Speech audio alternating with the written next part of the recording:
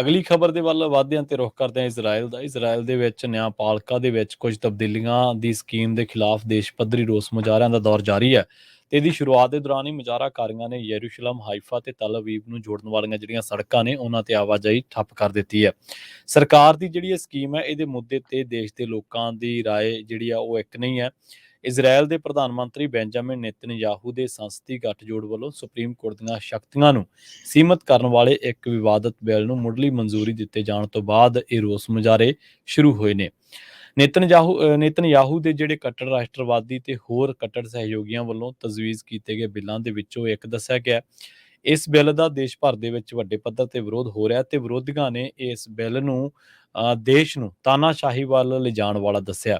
ਨਿਆਂਪਾਲਕਾ ਦੇ ਵਿੱਚ ਤਬਦੀਲੀ ਦਾ ਵਿਰੋਧ ਕਰ ਰਹੇ ਕਾਰਕੁਨਾਂ ਨੇ ਦੇਸ਼ ਪੱਧਰੀ ਮੁਜ਼ਾਹਰੇ ਕਰਨ ਦਾ ਸੱਦਾ ਦਿੱਤਾ। ਲੋਕ ਇਜ਼ਰਾਈਲ ਦੇ ਮੁੱਖ ਮੰਤਰੀ ਅੱਡੇ ਤੇ ਵੀ ਰੋਸ ਮੁਜ਼ਾਹਰਾ ਕਰ ਰਹੇ ਸਨ, ਜਿਸ ਦੇ ਨਾਲ ਉਡਾਣਾਂ ਪ੍ਰਭਾਵਿਤ ਹੋਈਆਂ ਨੇ ਤੇ ਹੋ ਵੀ ਸਕਦੀਆਂ ਨੇ।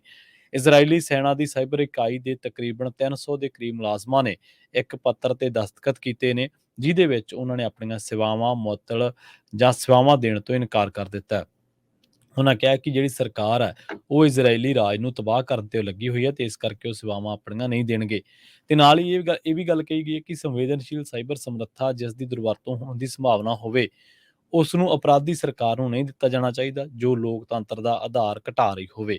ਪੁਲਿਸ ਨੇ ਜਿਹੜੀ ਸੜਕ ਹੈ ਯਰੂਸ਼ਲਮ ਨੂੰ ਜਾਣ ਵਾਲੀ ਉਹਦੇ ਤੇ ਆਵਾਜਾਈ ਰੋਕਣ ਵਾਲੇ ਲੋਕਾਂ ਨੂੰ ਖਿੰਡਾਉਣ ਦੇ ਲਈ ਜਲ ਤੋਪਾਂ ਦੀ ਵਰਤੋਂ ਵੀ ਕੀਤੀ ਹੈ। ਪੁਲਿਸ ਨੇ ਮੋਦੀਨ ਸ਼ਹਿਰ ਨੂੰ ਜਾਣ ਵਾਲੀ ਸੜਕ ਤੇ ਅੜਿੱਕਾ ਪਾ ਰਹੇ ਕਈ ਮੁਜ਼ਾਹਰਾਕਾਰੀਆਂ ਨੂੰ ਗ੍ਰਿਫਤਾਰ ਵੀ ਕੀਤਾ ਹੈ। ਪੁਲਿਸ ਨੇ ਵੀ ਦੱਸਿਆ ਕਿ ਹੁਣ ਤੱਕ 42 ਜਣਿਆਂ ਨੂੰ ਗ੍ਰਿਫਤਾਰ ਕੀਤਾ ਗਿਆ। ਇਸੇ ਵਿਚਾਲੇ ਦੇਸ਼ ਦੀ ਜਿਹੜੀ ਕੌਮੀ ਮਜ਼ਦੂਰ ਯੂਨੀਅਨ ਹੈ ਉਹਦਾ ਮੁਖੀ ਹੈ ਅਰਨੋਨ ਬਾਰ ਡੇਵਿਡ, ਉਹਨੇ ਆਮ ਹੜਤਾਲ ਦੀ ਚੇਤਾਵਨੀ ਦੇ ਦਿੱਤੀ, ਜਿਹਦੇ ਨਾਲ ਦੇਸ਼ ਦੇ ਵਿੱਚ ਆਰਥਿਕ ਗਤੀਵਿਧੀਆਂ ਜਿਹੜੀਆਂ ਨੇ ਉਹ ਠੱਪ ਹੋ ਸਕਦੀਆਂ ਨੇ।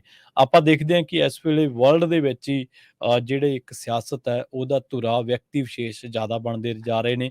ਤੁਸੀਂ ਦੇਖੋ ਕਿ ਕਿਮ ਜੋਂਗ ਉਨ ਤੋਂ ਲੈ ਕੇ ਰੂਸੀ ਰਾਸ਼ਟਰਪਤੀ ਵਲਾਦੀਮੀਰ ਪੁਤਿਨ, ਇਸੇ ਤਰ੍ਹਾਂ ਸ਼ੀ ਜਿਨਪਿੰਗ, ਇਸੇ ਤਰ੍ਹਾਂ ਭਾਰਤ ਦੇ ਵਿੱਚ ਮੋਦੀ ਬਾਰੇ ਕਿਹਾ ਜਾਂਦਾ ਹੈ ਕਿ ਸੱਤਾ ਦਾ ਜਿਹੜਾ ਧੁਰਾ ਉਹ ਇੱਕ ਵਿਅਕਤੀ ਵਿਸ਼ੇਸ਼ ਦੇ ਦੁਆਲੇ ਘੁੰਮ ਰਿਹਾ। ਤੇ ਹੁਣ ਨੇਤਨਯਾਹੂ ਵੀ ਜਿਹੜਾ ਉਹ ਇਸੇ ਤਰ੍ਹਾਂ ਹੀ ਕਰਨ ਦੀ ਕਵੈਤ ਬਾਰੇ ਇੱਕ ਬਿੱਲ ਲੈ ਕੇ ਆ ਰਿਹਾ, ਜਿਹਦਾ ਇਜ਼ਰਾਈਲ ਦੇ ਵਿੱਚ ਵੱਡੇ ਪੱਧਰ ਤੇ ਵਿਰੋਧ ਹੋ ਰਿਹਾ।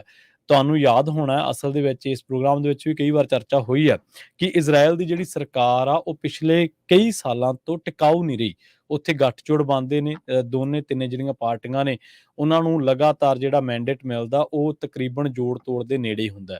ਸੋ ਇਜ਼ਰਾਈਲ ਨੂੰ ਹੁਣ ਤੱਕ ਜਿਹੜੀ ਹੈ ਇੱਕ ਸਥਾਪਿਤ ਸਰਕਾਰ ਤਾਂ ਨਹੀਂ ਮਿਲ ਸਕੀ, ਪਰ ਕਿਉਂਕਿ ਸੰਸਦੀ ਗੱਠਜੋੜ ਹੈ ਇਸ ਕਰਕੇ ਜਿਹੜੇ ਲੋਕ ਇਤਫਾਕ ਰੱਖਦੇ ਨੇ ਆਪਸ ਵਿੱਚ ਦੀ ਰਾਏ ਦੇ ਆਧਾਰ ਤੇ, ਵਿਚਾਰਧਾਰਾ ਦੇ ਆਧਾਰ ਤੇ, ਪੋਲੀਟੀਕਲ ਆਈਡੀਓਲੋਜੀ ਦੇ ਆਧਾਰ ਤੇ, ਤਾਂ ਉਹ ਜਦੋਂ ਇੱਕ ਹੁੰਦੇ ਨੇ ਤਾਂ ਫਿਰ ਉਹ ਇਹੋ ਜਿਹੇ ਬਿੱਲ ਲੈ ਕੇ ਆਉਂਦੇ ਨੇ ਜਿਹਦੇ ਨਾਲ ਲੋਕਾਂ ਦੇ ਹੱਕ ਹਕੂਕ ਜਿਹੜੇ ਨੇ ਉਹ ਕੁਚਲੇ ਜਾਂਦੇ ਨੇ। ਹੁਣ ਲੋਕਾਂ ਦਾ ਕਹਿਣਾ ਇਹ ਹੈ, ਖਾਸ ਕਰਕੇ ਜਿਹੜੀਆਂ ਜਥੇਬੰਦੀਆਂ ਵਿਰੋਧ ਕਰ ਰਹੀਆਂ, ਉਹ ਕਹਿੰਦੀ ਜੇਕਰ ਸੁਪਰੀਮ ਕੋਰਟ ਦੀਆਂ ਸ਼ਕਤੀਆਂ ਸੀਮਤ ਹੋ ਗਈਆਂ ਤੇ ਇਹਦਾ ਮਤਲਬ ਹੈ ਕਿ ਤੁਸੀਂ ਕਾਨੂੰਨ ਦੇ ਦਾਇਰੇ ਨੂੰ ਸੀਮਤ ਕਰਨ ਜਾ ਰਹੇ ਹੋ ਤੇ ਇਹ ਬਿਲਕੁਲ ਗਲਤ ਆ।